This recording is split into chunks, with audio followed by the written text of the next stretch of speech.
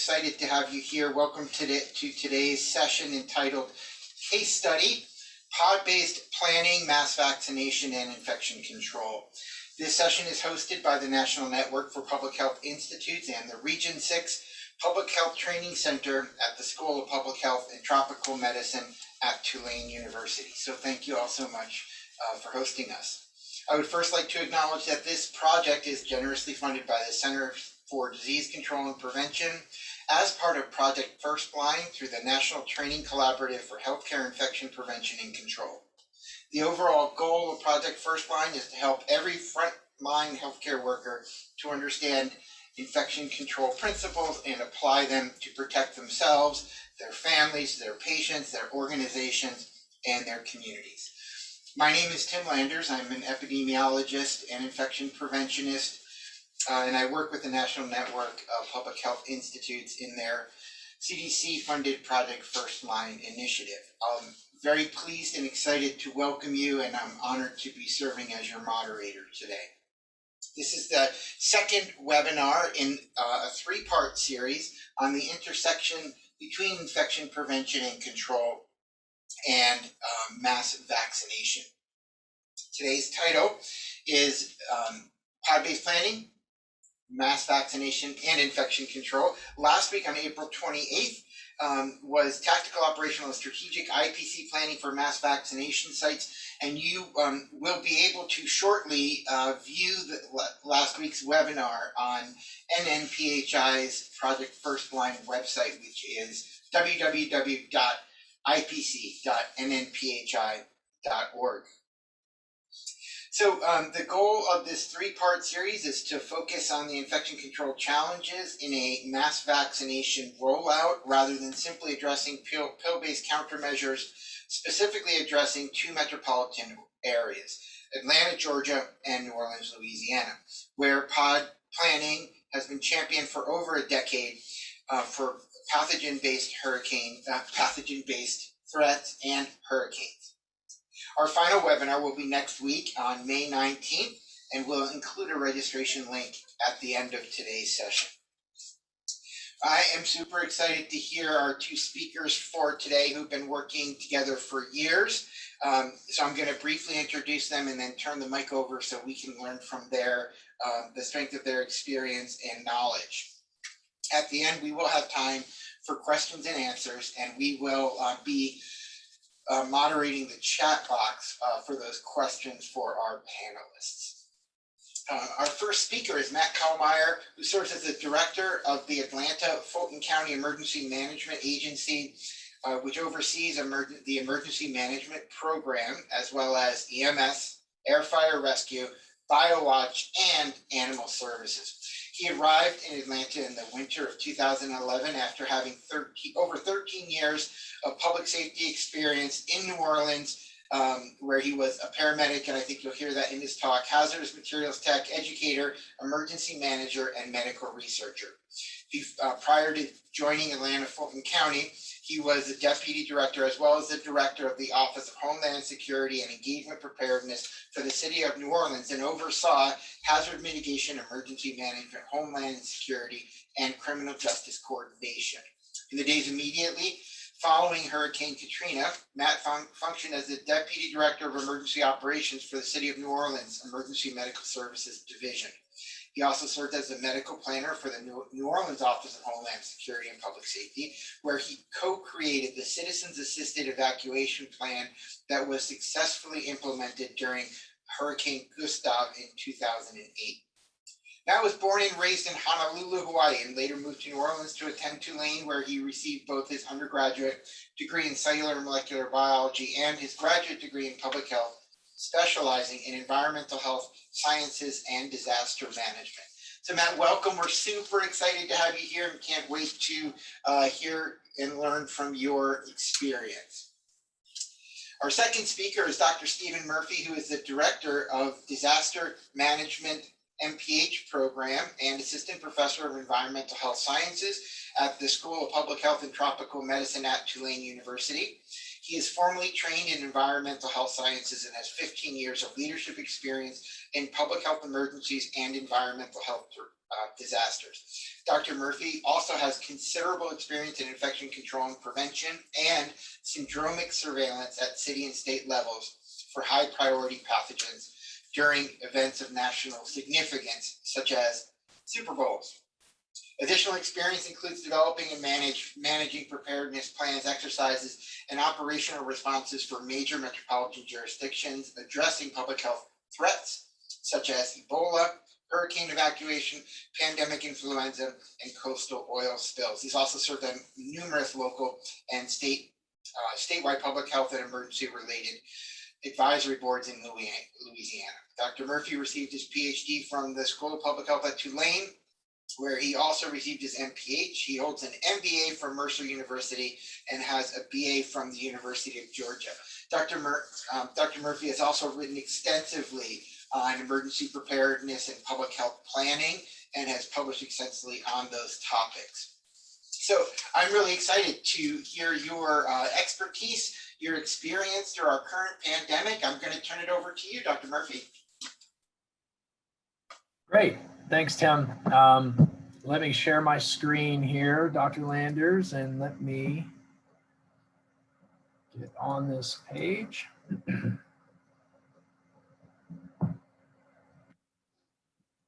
Pardon me with the technical here.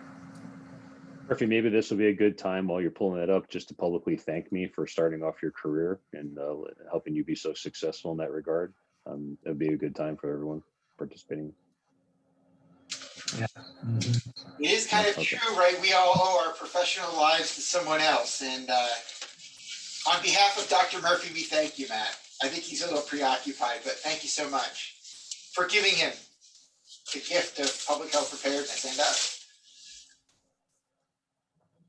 Well, this is not sharing. You had it up for a second.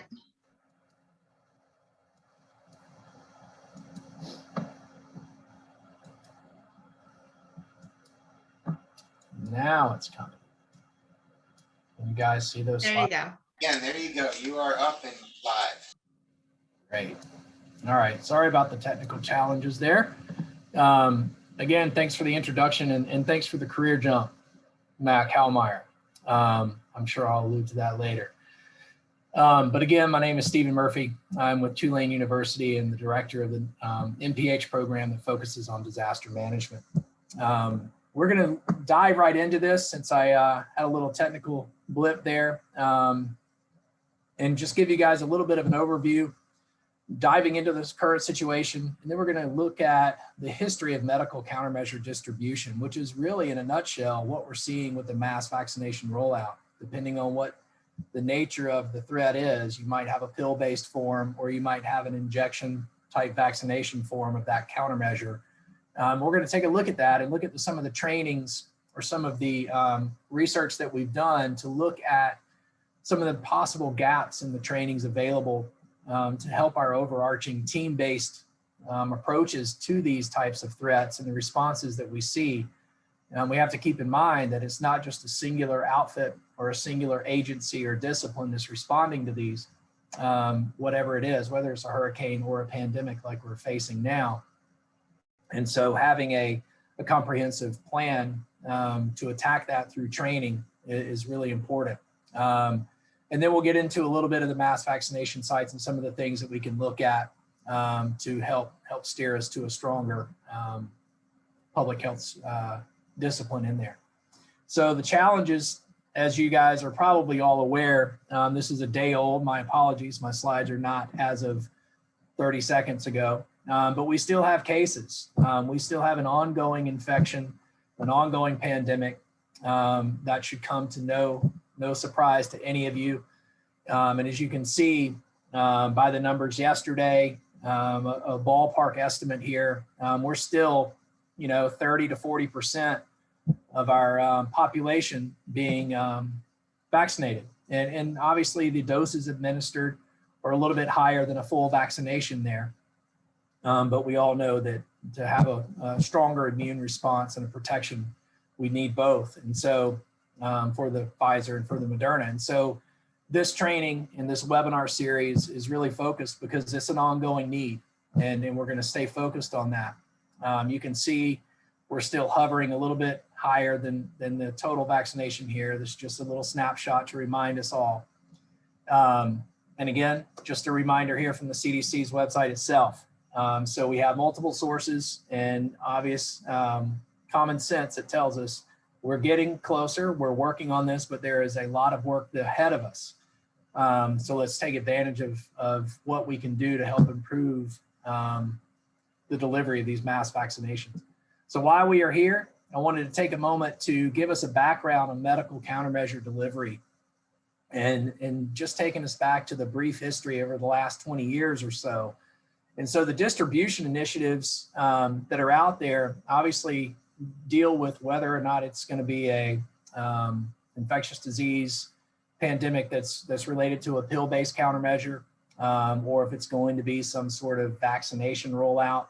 But primarily, the distribution of these countermeasures is born and kind of conceptualized on the heels of the anthrax-based planning model that we all remember from 9/11, the post 9/11 anthrax mailings. And so in order to accomplish some of the initiatives that are out there, one of the major driving parts of that is points of distribution. And in a nutshell, in our space, pods. General public open pods that are run by local governments and jurisdictions, area of responsibilities in that case. And we'll also offset that most times with closed occupational type pods. That really just decompresses the volume of individuals that need to visit any and all points of distribution. And so we do have a little bit of a terminology conflict or competing interest there. We live in the Gulf South, and so a lot of the emergency management and a lot of the public health folks and even the general population are well aware of what a commodity pod is in a post-hurricane climate. And that's delivering meals, ice and water primarily. But these are definitely different. These are the MCM pod, the medical countermeasure pod that we're going to be focused on.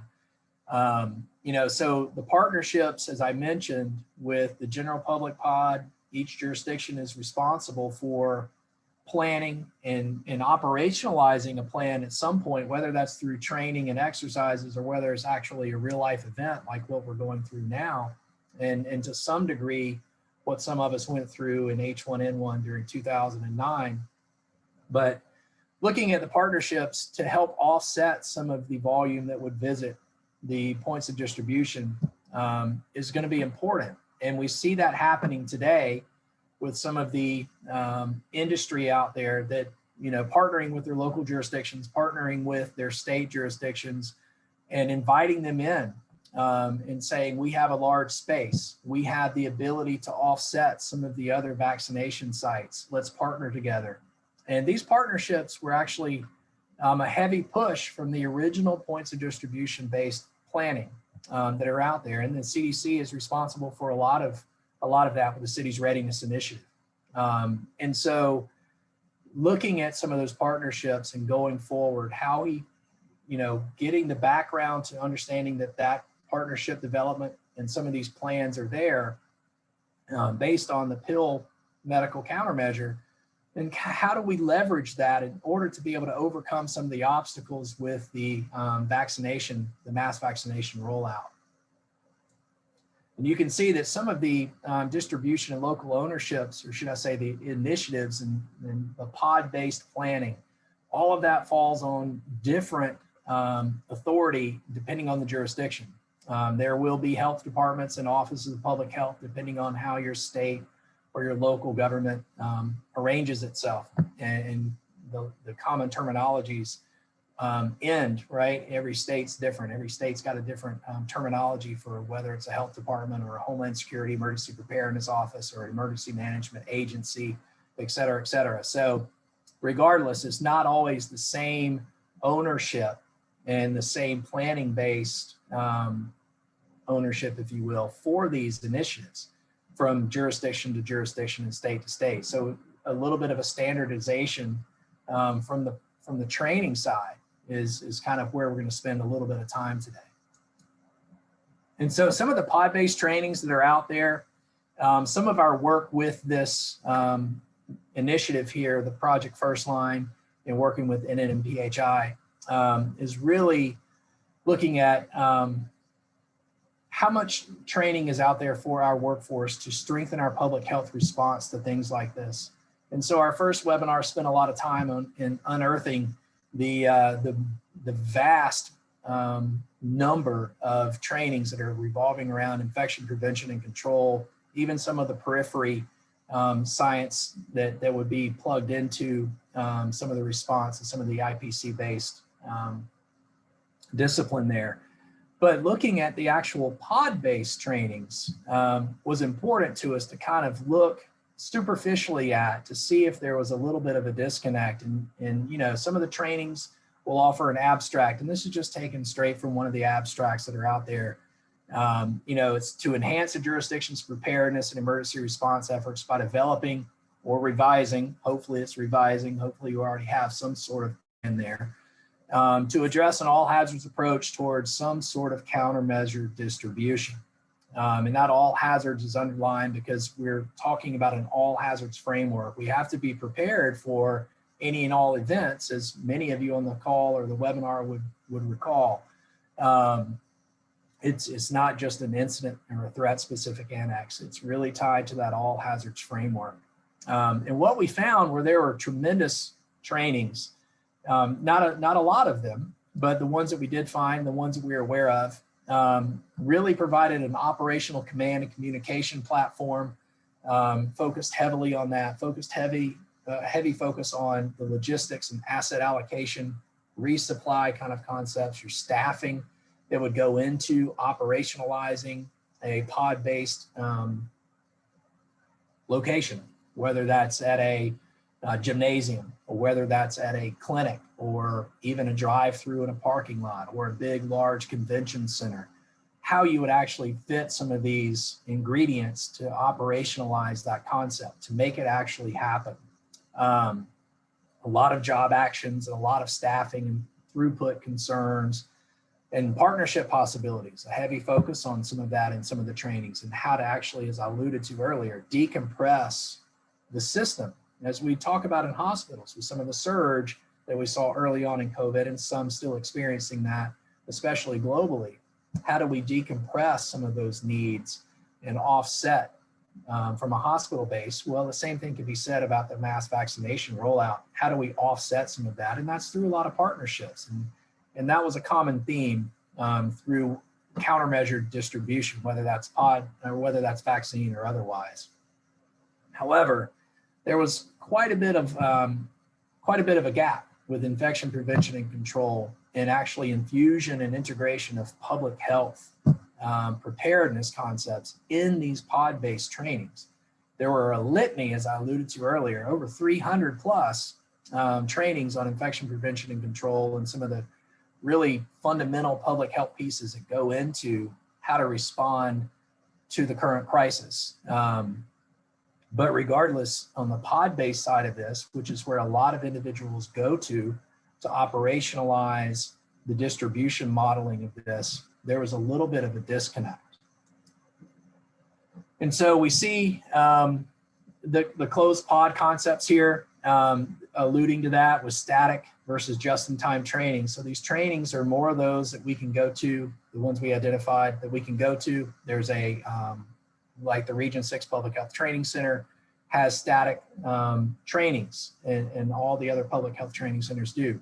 But the pod-based trainings are in a similar format. You can go and register for them and take them, or you can request on-site delivery of these. It's the just-in-time trainings that we're not really aware of. Those are really jurisdictional specific, and in the time of need. So we aren't privy to all of those that are going on across jurisdictions. So we're not 100% certain if that infection prevention and control and some of the exposure and environmental health sciences and true public health pieces are coming into play into that pod-based training. The target audience for some of these trainings obviously would be the personnel and staffing, as I mentioned, because it has the job action sheets of who might need to be there, what type of positions you might need to fill. And some of the EOC support personnel, the emergency operations centers that are in kind of the background supporting all the tactical operations that are actually going on at that location of that pod, whether it's a mass vaccination clinic or otherwise. You have an emergency operations center that is helping asset allocation, resupply, et cetera, et cetera. But again, those are the ones that we found have minimal IPC and science integration. And again, the just-in-time training pieces, we weren't able to identify exactly what was being offered. But looking at the history of this, with the pill-based form for the actual anthrax concern on the pod-based, historical pod-based planning, it's in contrast, and it's in almost a whole different landscape when we start thinking about infectious diseases and communicable diseases that are also infectious, right? So there's a little bit of a difference. Anthrax is infectious, but is not communicable like we're seeing today. And so that paints a whole different enterprise and a whole different discipline that needs to be integrated into some of the trainings and some of the operations, because you do need to worry about exposure. There is a high level of exposure risk. And over the course of the last 12, 14, 15 months, we have witnessed that in the pandemic that we are currently seeing with COVID-19 and the virus of SARS-CoV-2. The exposure and infection risk obviously escalate the higher that basic reproduction number, the R naught number is, and with the ease of transmission. So is it large droplets versus bioaerosols, or a combination of them, high touch points? The smaller the aerosol particle, the further it gets into your lungs, et cetera, the easier it is to penetrate any type of personal protective equipment, et cetera, et cetera. So these are the types of things that really called out, or we focused on as far as something that there's a gap. We need to bridge this gap in a way. The all hazards approach, obviously it's been a focal point for a pretty long time, and that's really important. The all hazards kind of concepts in any jurisdiction is to ensure that whatever is going to be common throughout any and all disaster response remains a well-oiled machine. But once you start to deviate from that kind of all hazards approach, where that line of deviation occurs is where you start to get into the threat specific annexes, as all you planners out there probably know. And that is where we need to actually integrate a lot of the science-based information that we've seen a little bit of a gap in. The bottom line of all of this, to get through this really quick, is the exposure risks obviously vary across the threat landscape, and especially the threat landscape that the pods were originally meant to support, if you will, from the basis of the concept there of pod-based planning and countermeasure distribution. So some of the gaps that we obviously identified were in environmental health and exposure sciences, the industrial hygiene concepts, which we'll briefly discuss in just a moment, including the hierarchy of controls, which may be common terminology for some of you, but it doesn't seem to be a common theme in some of these pod-based planning trainings, if you will. As we all know, PPE was a tremendously hot commodity, if you will.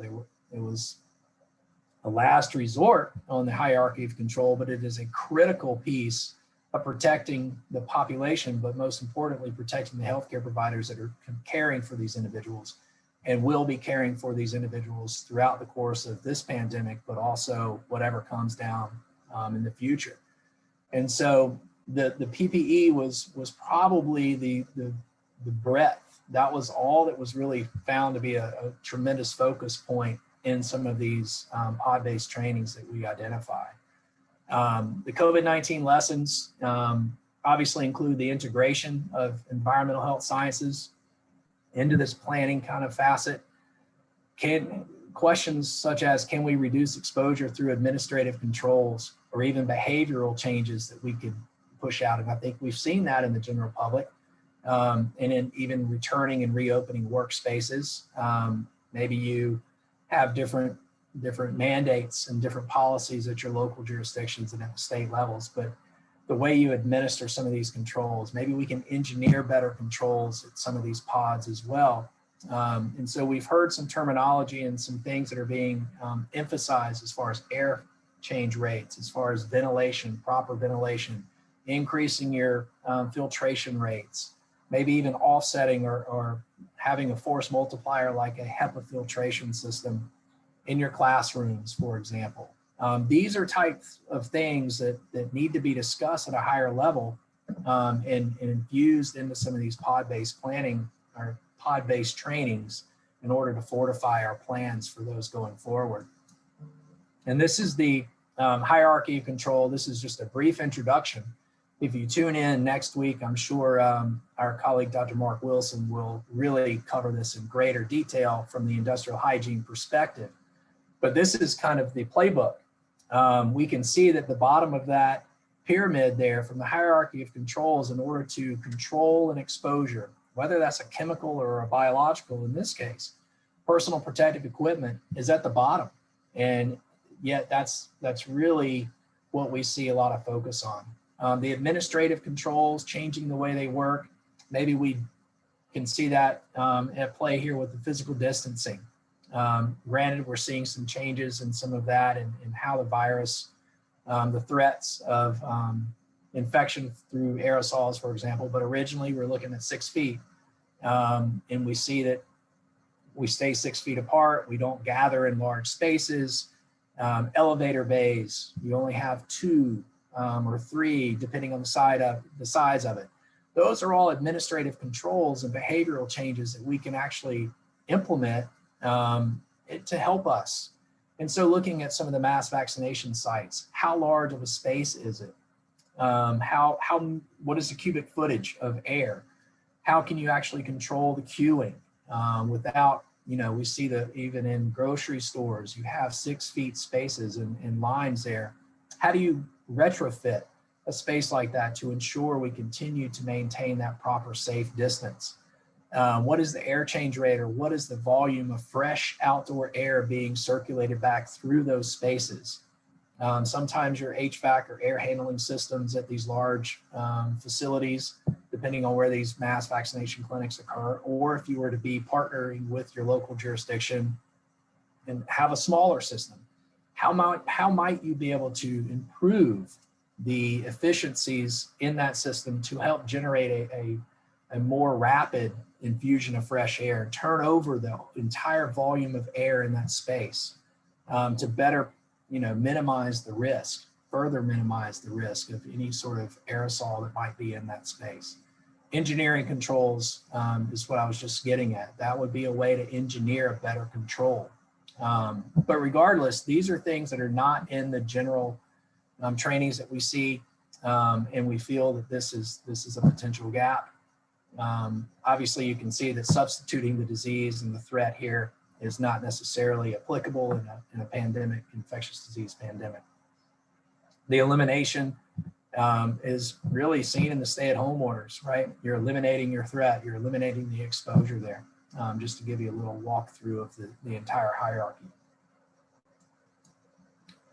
So the new training and kind of the target audience here, it's kind of piggybacking on what was already in play as far as some of the occupational settings and residential settings that might be a closed pod partnership and some of the countermeasure distribution that we've seen in the history of countermeasure distribution. But for even going forward with infusing integrating some of the public health science and environmental health sciences into the mix and the infection prevention and control measures that we're harping on, obviously the public health enterprise, not only those that are in the preparedness states in some of those areas, but those are in the day-to-day operations.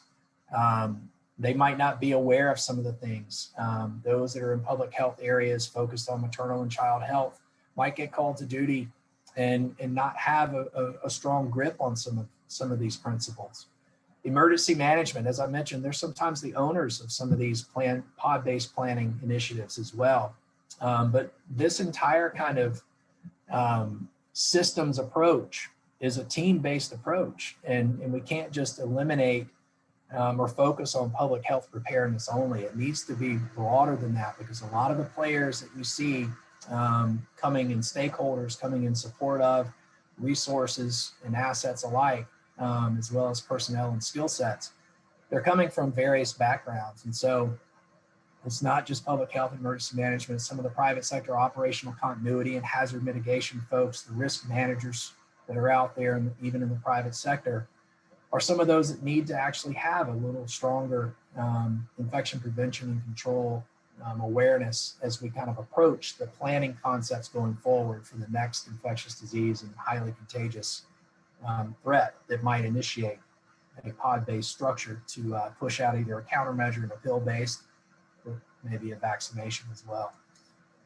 So this is kind of a simplistic look at this. This is by no means comprehensive, but it really puts the emergency management, the environmental health sciences, and some of the industrial hygiene personnel and safety personnel kind of in the same token as public health and emergency management. So leveraging your backyard, leveraging the skill sets that are there.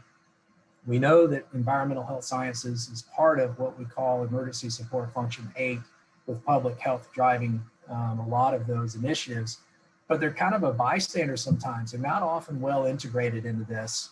I think it improves our planning going forward and improves the skill sets and expertise that are at the planning table. It broadens our outlook from that perspective. It increases that planning organization, equipping, training, and exercising the POETI there that we're all familiar with from the public health preparedness and emergency management kind of component. And if you recall from the 2019 reauthorization of the original PAPA Act, this was a calling card. This was one of the things that was really spoken of or discussed throughout that entire reauthorization policy. So it's time. I think it's an important integration piece that we should focus on, and that's kind of the gap that we've identified. So that's this in a nutshell. Just a reminder, our next one coming up, but it's really the next individual that I want to introduce here. I'm going to stop my share and turn this. I want to just thank you very much for that. And it's really interesting how all of the preparedness that has been done to date has been the framework to build on. But as you point out, there are kind of lots of gaps, right, that this pandemic exposes in our preparedness plans. All right. So Matthew, we're really excited to hear. Your perspectives on pod-based planning and your execution, which I understand has been quite a show. So we're looking forward to hearing about it. Thanks, Tim. I appreciate that. And thanks, Steve, for a great kind of a way to wrap up, start into this process to wrap up with just kind of a real world based scenario of how we did some of the things that Professor Murphy was just speaking to in his section of it today. So as the team said, my name is Matthew Caulmeyer. I'm the director of the Atlanta Fulton County Emergency Management Agency. We're a weird beast over here. We have been working hand in hand with our Board of Health to be successful in this operation. And we'll talk a little bit about that, as well as some of the other things that we are doing in our jurisdiction to meet some of the goals based upon today's topic of the webinar. So a little bit of Georgia is a decentralized home rule state. If you're familiar with it, we have more counties than most other states out there. I think Texas is the only one that has a little bit more than us. Back in the day, it was built so that you could go by horse travel to get to your center of government within one day. So pretty much that is stuck. So 159 counties. As you can see, 18 health districts. It's population based. Georgia Emergency Management Agency has 8 regions. And then if you kind of keep boiling it down to the local level, we have a Board of Health that we deal with. It was a county department over the last 2 calendar years. It has been transitioning to its own independent Board of Health. And to that end, we've been working diligently with the Board of Health as well as the District Health Director, Dr. Lynn Paxton, to this significant response. And we have 15 municipalities that we serve in our area. Why do we have to do this? There are so many different healthcare coalitions, different organizational structures, and no one has a particularly same map when it comes to that. There's overlap, there's different groups that we have to coordinate with, and it has been a little bit of a challenge as we got along to this point. So just a little bit of a background, if you don't mind me going down there. And I just want to talk about how we got to this point. So a lot of our successes was based upon what we did for special events. And we actually started with this, and as you can see here, on your structure part. Consequence management was actually buried in one of the branches initially when we were doing Super Bowl preparedness. And what it did is we were misunderstood. And that included our public health or human services partners. Everything was very crisis management when it comes to some of these major special events, and consequence is just something that's kind of an afterthought. And it took us a couple of these opportunities to be able to go ahead and showcase how important it is for consequence management to be on the forefront and the front burner. And what we did for this particular one, for example, is we created our own subcommittee, as you'll see on the screen, which include mass casualty, public health, our food health inspectors, epi food defense, and all the other traditional public health type roles, human services, mass care, common operational picture, and severe weather. But that's how we started it. And then we continued to go ahead and grow from there until we got to some of the major special events. And one of the things that we created was a unified area command. And that was the first time we ever implemented something in this nature in this jurisdiction. So it was a foreign approach to everyone. We had to bring some really great experts in to go ahead and do some just-in-time training to make sure people understood why we're doing that. It was, once again, it was a holistic approach, allowed us to go ahead and leverage everyone's strengths.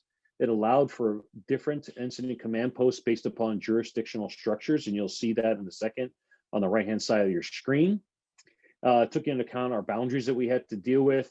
And one thing for us, it managed that critical and specialized resources. So when you ever do a special event of these sizes, there's just not enough certain type of resources to go around. And this type of a structure allowed us to do this. And you'll see how we did parlay this into a successful operation for COVID response based upon the lessons we learned here. So once again, you'll see the green on the bottom of this diagram on your right-hand side was our different incident command posts. The red were things that we were responsible for developing the event action plans. The green, those individuals were responsible for that. If you're not familiar with area command, it's not typical the incident command structure that you normally would hear from. I know a lot of folks have the HICS training as well, but in area command, there is no operational control. What you're doing at that point is coordinating the planning effort, integrating all those different incident command posts and synchronizing their efforts. Logistics is one of the key things. You're managing those critical and specialized resources, as well as subject matter expertise and making sure those individuals can support everyone. And then once again, the different things that would support that unified area command, as you can see on the screen, were on the left-hand side of that diagram. So we had 3 major events to go ahead and get us prepared for COVID. The last one, the final 4, we got all the way up to a couple of weeks before that. And then, of course, because of the NCAA rules and regulations, they did stop that event. So we weren't able to go ahead and enact that plan. But like Murphy said, we started these discussions back in January of 2020. We were actually waiting for a declaration, which didn't actually come until March 11th in the state of Georgia. But we did get a lot of warning orders to activate specimen points of collection in our jurisdiction and start to do other activities. So the Board of Health was waiting for a little bit of guidance from the State Department of Public Health. And then, of course, someone like myself was waiting for the Georgia Emergency Management Agency and Homeland Security to go ahead and say, these are the type of steps that we want to see. So we'll actually, as I talk a little bit today, I'll tell you about some of the lessons we learned. But one of the lessons that I learned there in particular was that we need to be more proactive and not really wait for higher headquarters to go ahead and start the process. You know, I guess it's always easier to go ahead and ask for forgiveness in those type of situations. But leveraging our strengths, I love the diagram in the middle because it talks about 2 parts of a helix coming together to produce something that's beautiful, whether it be a human body or just the tree that you see on your screen. But we leverage some of the expertise on both the Board of Health side of the screen as well as the emergency management side of the screen. And not to insult anyone's intelligence for being able to read that, but how do we take that to go ahead and come together to do something successful and do something that was that turned out to be a very unified process that helped us be able to be nimble in this response. So on March 23rd, we activated the area command. We went ahead, it was a natural progression. Once again, we talked about that. It allowed us to coordinate our message. You'll see the different command sections that we were able to go ahead and create from there. And we staffed it initially with just folks actually in a facility. Then we switched more to a virtual environment as the threat became more and more pronounced in our jurisdiction. This is how we organized ourselves from it. So once again, we wanted to create a one-stop shop for any information. Anyone that had any questions or concerns, our external partners are off to the area command side on the top right-hand side of your screen. Those LTACs, nursing homes, hospitals worked closely with us with their particular needs, as well as our faith-based and private sector partners. And then we were able to let every jurisdiction still manage that home rule charter that they deal with and be the determine their own destiny, but to help them synchronize their efforts, as well as what we did in the red were things that we controlled within the emergency management and board of health arena. And we created our own incident command post that started off with specimens points of collection and then later morphed into a vaccination effort. So those are the type of things that we did. So 22 incident command posts that represented the various municipalities. We made sure that we provided daily briefs to our policy group, C-suite elected officials, the 22 incident commanders, as well as the other partners out there. And that was the one thing that determined to be really successful for us, is creating things that are more germane to the local level. We had a lot of great emphasis and effort from our university partners and other individuals that stepped in to fill some voids when it came to modeling. And we're grateful for that. We leveraged that. But one of the things that we realized is we did not have that level of support at the local municipal level. And we had to create those as we were going through this response. So the Board of Health, they were oversight of the response operation when it came to COVID-19, testing, vaccination efforts. They work closely with their State Department of Public Health, as well as the various laboratories. One of the big successes for us is having a safety officer in our response. It's still operational to date. But that individual, we were lucky that we had a couple infectious disease physicians on our staff. We have a very robust HIV program as well as tuberculosis program. And we have some really great infectious disease physicians that love preparedness and love being a part of this. So we actually took one of them, Dr. Swancut, we made him the safety officer, and really 24/7, if any municipality had a question or concern, they were able to come to us. What we did see is that a lot of folks kind of deviate to the only medical provider that they know in their jurisdiction. And a lot of times that's the medical director for their EMS or fire agency. And not saying that those emergency room physicians were not equipped to answer some of the health questions, they weren't plugged into the public health process. So that's why it really helped us to be able to go ahead and have someone of this background to help with that, to help provide PPE guidance. He had a direct connection to the CDC, as well as to be able to go ahead and supplement the information he was able to provide. We started off with just a couple, one actually specimen point of collection before we could even blink. It switched to 10. And once again, this is where we started to see the successes of combining our areas of expertise. So the Board of Health had a strong place in actual sample collection, but emergency management, we're more command and control, operations planning, logistics, finance experts. So when we took what the Board of Health could do well, we wrapped our process around it. That's when we were able to go ahead and actually test about 23 to 24% of the total testing volume in the state of Georgia was done by our jurisdiction. So once again, it was leveraging the successes of all the partners that we had to get to that point. Opportunities, when it comes to our operations, we need to have more staff cross-trained for missions such as specimen points of collection. I know that Professor Murphy talked about that today. It's really trying to get more individuals ready for that. We had a very small group of folks and we were trying to do just-in-time training. It didn't always work out in our nature, to our advantage. Doing a lot more emphasis on planning, organization, equipping, training, exercising, the POETI piece, especially when it came to testing and vaccination. Taking advantage of that during a blue sky day is what we see is going to be a benefit to us as we continue to go ahead and go through this response. One of the things that we ran into is the Board of Health employees didn't really understand what their essential assignments and expectations were. So we had some pushback when it came to some of those folks when we were actually working in austere environments, long hours and things along those lines. A lot of folks didn't feel like they signed up for that particular mission. So we had to work through that.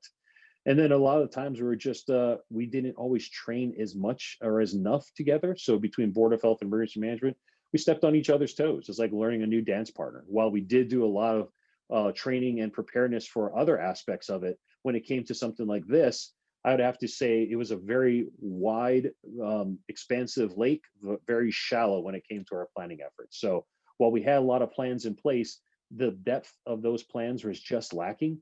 The specificity that was necessary was lacking. So when you actually had that first punch and the boxing ring and the bell was rang, we had to go ahead and start developing some of those specific aspects that were just not there in our planning effort. So that's one of the things that I would say that would be important as we continue to go through this presentation today, is put that little nugget on the side, is to do more deep emphasizing specifics when it comes to your planning. So getting to the crux of it, mass vaccination, where we are today. So over 460,000 vaccines have been administered by the Board of Health Emergency Management team to date. We have 3 fixed locations, and actually we are now up to 7 mobile units. Since I did draft this PowerPoint, we added another 3 mobile units into our jurisdiction. So we actually started vaccinating back in December of last year. And what we have seen thus far is that we're getting past that point. I think every other jurisdiction out there as well. The amount of people that are spontaneous consumers that want to come to your location to get vaccinated, that has actually ceased. And what we're now doing is switching, pivoting, and bringing the actual vaccination to them. So I'm not going to belabor the point. Every jurisdiction out there is doing a great job of pivoting at this particular juncture in the process, but it's just something just to share how we're doing it. So we actually, based upon our initial thought, we wanted to find a location in our jurisdiction that we could ramp up. So we started with our partnership with the Mercedes-Benz Stadium. Arthur Blank is the owner of that facility, as well as a couple other business units, as well as the Falcons and Atlanta United, which play out of that facility. And what we wanted to do is have a place that, as we got more traction, we could actually go ahead and expand this process. And we built our plan to be able to vaccinate 15,000 individuals per day in this one location. So we started off small in one of the lounges. We kept growing to different levels. I'll show you guys how we did that. And then all the way to the point of where we were in the last 7 weeks of this operation. So we used our Board of Health as the chief clinical officer. One of our infectious disease physicians filled that role. We're one of 10 type 1 vaccination centers across the country. If you're familiar with that, that means you have to vaccinate over 6,000 individuals a day, 7 days a week to get to that 42,000 number. We broke the mold. We did not do a 7-day-a-week operation because we had to go ahead and work with some other things that are occurring at the stadium, as well as the next door, the World Congress Center, and some of the parking needs that they had. But so far, we've vaccinated over 283,000 people just at this one location. And then our largest vaccination day was 12,726. So the top 3 days for a level 1, we've been really blessed to be able to have those top 3 numbers, 2 days in the 10,000 range and 1 day almost at 13,000. And it's not to go ahead and say, woohoo, we did that many. The thing that we're all taken away with is like, wow, we were able to actually impact almost 13,000 individuals in Metro Atlanta with this process. So it's being run by us, and we're leveraging the support of our state and federal partners. So I'd just like to go ahead and throw a couple pictures in here, kind of talk to you guys how we organized our process here. The stadium, if you're familiar with it, actually opened in 2017. It's about $1.5 billion to actually build this state-of-the-art facility. It's 30 stories tall, about 305 feet from the floor to the top. 2 million square feet inside this facility, 25 escalators, 20 elevators, and there's 1,200,000 cubic feet per minute air handling units. So we are rotating air through this place on every 10 hours is complete replacement of it. We maintain the environment. I say we, our partners at the stadium maintain the environment at 71 degrees with humidity at 60% throughout the whole time. And at a minimum, there's 38,000 cubic feet per minute of outside air that's being brought into the facility to go ahead and circulate. So the benefits of this, great state-of-the-art HVAC system, great ability to go ahead and pull outside air in, and we're able to spread out. And as you can see right here, this is our pod A. This is on the 100 level, and our division A is what I should call it. And that is our ADA compliant pod, because you can roll right into the facility and take you right through it. But there's 3 distinct levels. What you see right here is the 100 level. There's a 200 and 300 level. We had 2 pods on each level of the facility. So we had Alpha, Bravo, Charlie, Delta, Echo, and Foxtrot was our total divisions when it came to this operation. And you'll be able to see that as we go through. But we're able to leverage large amounts of space, have good flow, minimize the interaction of folks, and leverage the seating in the stadium as well. So I think this PowerPoint will be shared with everyone, so don't feel like you have to quickly understand it, but just to show you all is how do we leverage the vast space of this? Everyone has convention centers. Not everyone has a stadium like this in their jurisdiction, but you have other places like this that you can go ahead and utilize. We chose something like this versus a mothballed department store or a mall because it was just too hard to get those resources up and running. The other thing that was beneficial to us is that we were able to leverage the expertise of a group of individuals that knows how to move people. So we got into this relationship.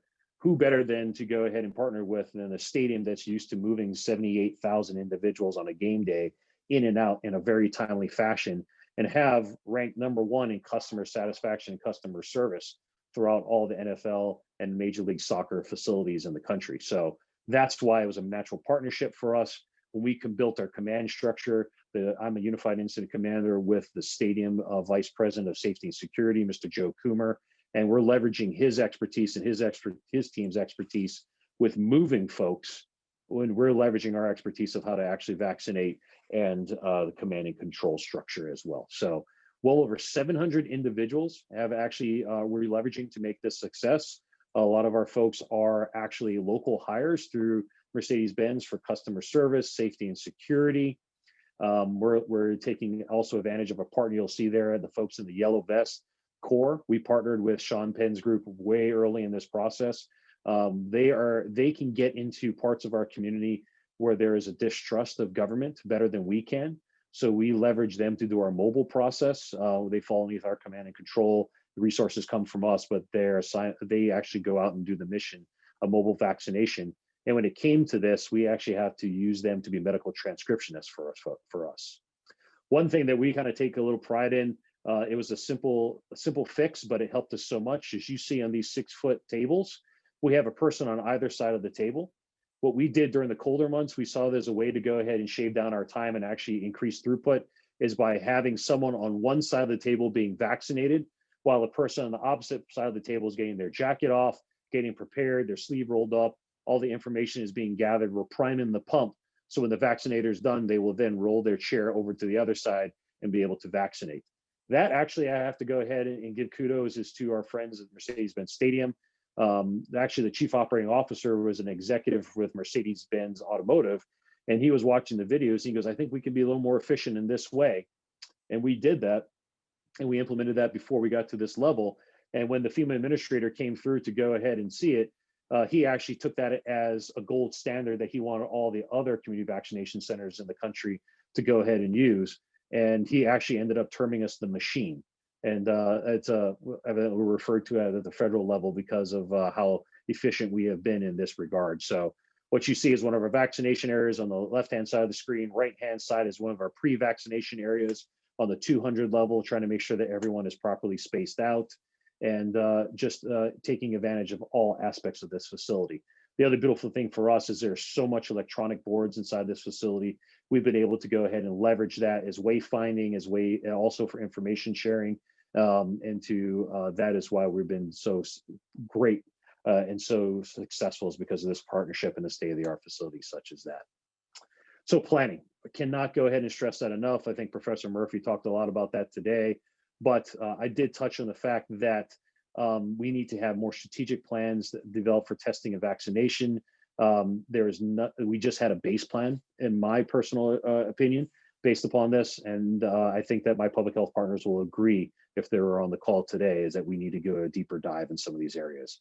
Local models at the micro level just was not there. We had to bring some contractor support in to go ahead and start working on that.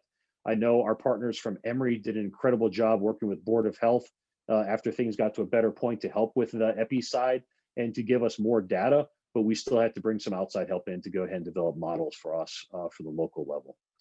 We spent a lot of time and resources on data analysis and interpretation of that, and those people were not in place prior to this event, as well as the thirst for information from our internal and external partners became choking points for us. We just could not quench that. That is something that we'll be taking away as a lesson learned, is how do we actually do more with that particular population as time comes along. And once again, increasing that focus on long-term strategic planning as well as cross-pollination opportunities. And just some friendly advice once again, plan early and often, find places where you guys can go ahead and work with each other to be better prepared, join forces sooner rather than later. Don't wait for those official announcements. That was one of those nuggets that we learned from before. We're not going to do that. We'll ask for forgiveness in the future. We're not going to wait. The strategic planning, once again, sooner rather than later. We did not do the best of job using the CIRC model from our higher headquarters in the CDC. And I think that's something that our public information officers and external affair officers realize that we need to do a better job with that. Engaging all elected officials. We just stuck with the mayors and some of the board of commissioners, and we did not get down to the city council level. And that did turn out to be a problem for us. So it's really engaging all elected officials in your jurisdiction. Public health means emergency means all hands on deck. I cannot stress that enough. I think some people did not know what it meant to be in public health. Those of you that are in hurricane prone areas, areas that actually tornadoes, earthquakes, you kind of know what you're signing up for. If you're coming from an area such as Metro Atlanta, you don't have those threats all the time. So you may not know that what you're going to be expected of. So I think once again, reiterating that, to our partners would be important. And finally, area command is something that worked well for us. And that's something that we'll be more than happy to go ahead and answer any questions to that end as we go forward. But thank you. I appreciate it, Tim. I'll pass it on to you, or Professor Henders. I apologize. Yeah, thank you very, very much. That was, wow, extremely enlightful. And also congratulations and thank you on the lives saved and for setting an example. There's a couple of questions about the boots on the ground. You have, you described the flow and who were the people who were working at the pod? Great question. So actually, you'll see down the side, Wednesdays is normally our Emory day. We bring in the baby doctors, is what we call it, Baby Doc Day. So we have a lot of external partners that we bring in. We do adopt a pod on our Division A, and then different groups from the community come in and do that. Mercer School of Pharmacy, as well as their nurse practitioner program, their PA program, physician assistance program, is partnered with us as well. But the federal level is FEMA Corps folks. DOD, getting to our state level is the Georgia Emergency Management Agency, a little closer to home, Board of Health, our emergency management team, Mercedes-Benz Stadium, and we couldn't have done this without our Medical Reserve Corps. I showed that on one of the slides that we had to go through pretty quickly, is leveraging the volunteer portion of our population. But we found out really quickly that they are also limited in how many hours and what times they can work too. So developing an internal capacity is extremely important. That's great, thanks. And Stephen, for you to follow up on that, questions about the level of training and the just-in-time training that's needed by these different groups, which presumably would be different. What do you think that these lessons learned tell us about our public health infrastructure and what we need to do better? That's a great question, and I think it kind of ties nicely in with what we've already discussed. I think that there's a little bit of a gap sometimes in not recognizing some of the trainings that are out there for the totality of the response. There are certain segments of training that might be more appropriately placed, or some of the folks that identify with it in their own skill set. And we need to probably branch out and make a more comprehensive training for the future as well, to kind of leverage what we've learned here with the exposure threats, with the ways to reduce this into the operational planning, the operational logistics, command, control, and communication kind of training that we're all accustomed to on the pod side of trainings. And I think that's driving a little bit of what Matt was probably experiencing too. It's a team player event, and not everybody is getting the same training coming into that team space. And if we could standardize and create a more thorough training coming into the next threat, I think we'd be a little bit quicker on the uptake. What are your thoughts about the availability of appropriate infection prevention and control training for those different groups? Is it available? Is it a gap? I think there are a lot of trainings that are out there. I feel like sometimes the training number, the sheer number of it, can be a little overwhelming. I think that one of the things that we could probably do a little better at is condensing it and streamlining it into a targeted delivery, and making it a more integrated piece of some of these overarching trainings that are meant for the public health preparedness and the general public health workforce, but also branching out into those other stakeholders that we are definitely going to have to lean on in order to pull off missions like this. I feel like there is a tremendous opportunity there. Well, that's great. What a great great discussion and presentations. Appreciate you both sharing your knowledge and expertise and experience, and thanks for all that you're doing to promote public health and to promote a robust response to the pandemic. For our attendees, There's 4 questions inside the chat room. I don't know if you want to just run through those real quick. Yeah, sir, we're just about out of time, so maybe we can respond to some of them. I think we addressed some of the things that people were bringing up about the infection prevention and the availability of those resources for your different audiences. So just before we close then, I'm going to give each of you a magic wand and say, you can choose 2 things. Going back in time, what would you have done differently, or what did you wish you had that you didn't have? Murphy, would you like to go first? You're in the workspace, Matt. You're out there. You're fight on the front line. I'm never given an opportunity to have two wishes, so I'm kind of I'm stunned right now. So, for me is just-in-time training. We had to kind of create it as we went along. We did not have those things in place, so it came everywhere. Anything from customer service all the way down to how to properly handle vaccine and infectious control measures, and then what would you do if you did have a needle stick. So these are not traditional healthcare locations. We had to create these things in a non-clinical environment. So I would probably say the lesson I learned from there is, or magic wand is, make sure we have those things ready to go prior to walking to a place like this. All right. The other thing is, I got one more. I was gonna say that's one. So what's number 2? Staffing, and I know that that's the hardest thing, and staffing that's trained is well trained as well. So we are trying to get folks that were not really, this is their primary mission, to get them spun up and get them to appreciate how important it is, and to also to have the same level of desire to see the mission through as the rest of us. Sometimes those individuals were very much clock based. So if there was a waiting room full of people and they got done at 4 o'clock, they were leaving at 4 o'clock. So that was a little difficult thing for us to work through as well, and caused some tension that was not necessary. But I cannot thank the people that did come forward. With the amount of fire departments that actually went ahead and stepped forward with their advanced EMTs and paramedics to go ahead and fill these gaps. We tried with the healthcare partners to see what they could leverage and throw our way, but they're already tapped at the hospitals. So we ran into this situation that we did not have any clinical providers to be able to do this mass vaccination effort without ringing the bell and bringing these federal assets in.